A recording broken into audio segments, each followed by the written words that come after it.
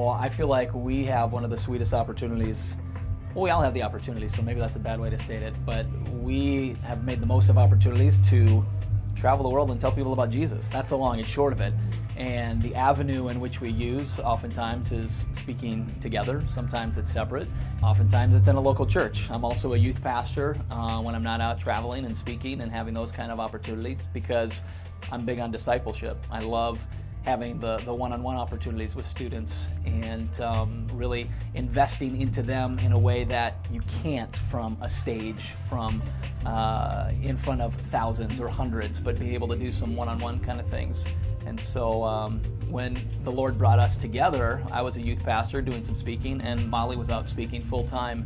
And so it's been really fun to see what it looks like to do that together with each other, and it's been a huge blessing. We tried speaking every other word, but that didn't work out. But no, I agree. It's actually one of my prayers since being a teenager was, as I felt God calling me into ministry, and then as I got older, probably early 20s, and I knew it was speaking and working with teenagers primarily, one of my big prayers and desires in my heart that I believe God placed there was to one day marry a man that had the same passions, so that not only could I support him in what he was doing, as I believe is my calling to do, but actually do it with him. And so when we met about 5 years ago and got married 4 years ago, it's just been incredible to see how God has taken what we were doing separately and made it better together. And so though we still speak separately, like I'll do my talks and he does his, now that people find out we speak together, it's like, oh, I don't want Molly by herself. I want Molly and Craig. Or I don't want just Craig, I want Molly and Craig. So it's really neat to be able to do that. You found that.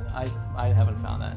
We were like, we don't want Craig alone anymore. We need him with Craig and Molly. No. It's true. And sometimes I actually get asked back places when I'm with you. Now that you're married to me. Yeah.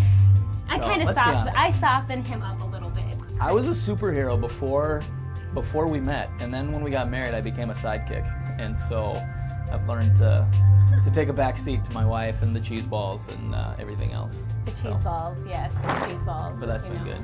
You like the cheese balls? I'm trying to cut back. Okay, but thank you. Anyways, but yeah, I think that as we've been speaking to teenagers, it's been neat. I was just telling someone this the other day.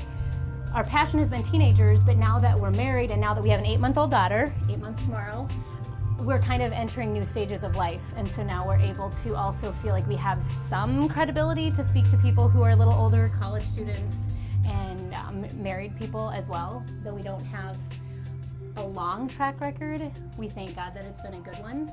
And just learning what it is like to be married and to raise a kid. And so having opportunities to speak about life is awesome.